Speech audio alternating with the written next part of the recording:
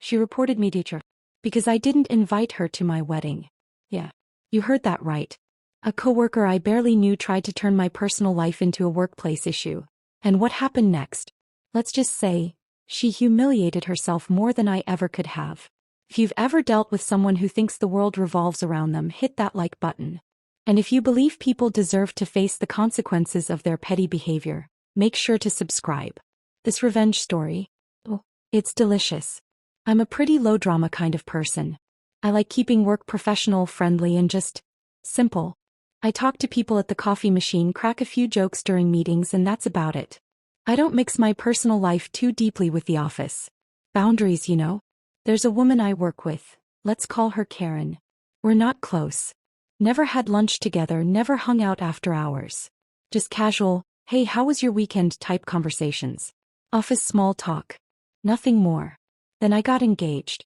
Naturally, a few close colleagues heard the news and I had a little photo of me and my fiancé at my desk. When people asked how the planning was going, I was happy to chat about it.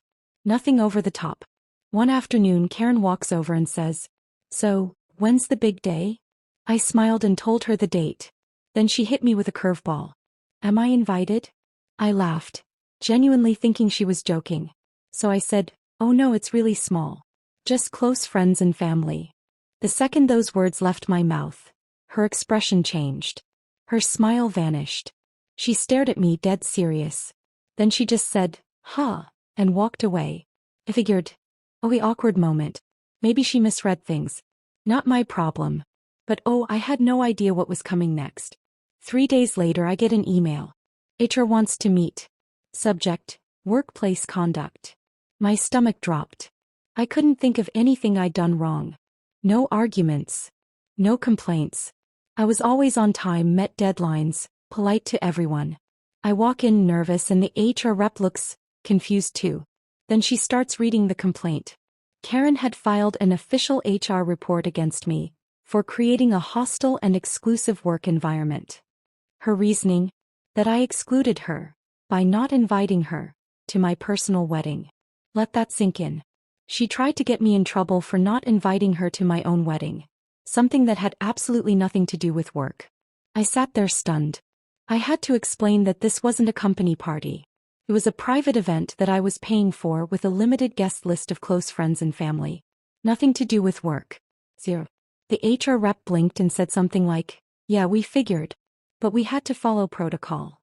They closed the case and sent me on my way. But I left that room feeling so violated. Like someone had tried to hijack something personal just to feel important. And sadly, she wasn't done.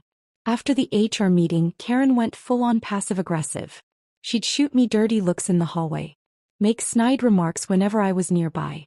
One time I walked past the break room and heard her say, loudly, "Some people just love excluding their coworkers these days. Real team spirit." She didn't name me, but she didn't need to. Everyone knew. He even made digs in group chats. "Maybe I need to file another complaint if people keep leaving me out," she wrote with a smiley face. It was non-stop. I was boiling inside. Not just because she tried to drag me through HR over nothing, but because she kept painting herself as the victim. I wanted to scream.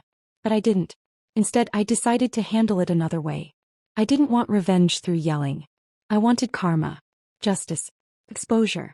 So I came up with a plan. A slow burn. Subtle. Public. First, I printed a redacted version of the HR meeting notes. Specifically the part that said, "The complaint filed for exclusion from a personal non-work-related event was found outside the scope of company policy." I pinned it inside my cubicle wall, facing my desk. Nothing visible unless someone stood next to me. But anyone curious? Well, they saw it. Then I started telling the story. Carefully. I never mentioned her name. Never broke policy.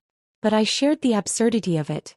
How I got called into HR for not inviting someone I barely knew to my wedding. At first people laughed. Then it became a running joke. At lunch. During happy hour. Even during meetings someone would crack, "Don't forget to invite Karen to your dentist appointment. Don't want another HR case." The office started connecting the dots. And Karen? She noticed. Every time someone chuckled in her direction she stiffened. When someone casually joked, "I hope I'm invited to your birthday," she snapped.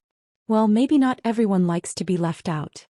One time, someone made a wedding joke in her department and she stormed out of the room. It was glorious. And then came the final nail. At my actual wedding, during the best man's speech, he winked at me and said, "To everyone who made the guest list, you're the real VIPs. And for those who didn't get an invite, don't worry, HR signed off on it." The whole room lost it. Even my grandmother laughed. I didn't post it online, but a few coworkers who were invited shared pics and inside jokes on Instagram. Guess who saw them? Guess who stopped talking altogether? Karen's credibility started to tank. People didn't trust her like before. She became the office cautionary tale. Not because I shamed her, but because she exposed herself. She tried to bully her way into my personal life, and got exactly what she deserved. The funny part? I never once raised my voice. I never once retaliated directly. I just let the truth and her own absurdity speak louder than I ever could. If this story gave you chills, or made you laugh out loud, smash that like button. And tell me in the comments, what would you have done if someone tried to hijack your wedding invite list? Subscribe for more sweet revenge stories like this every week. Until next time, don't let the Karens win.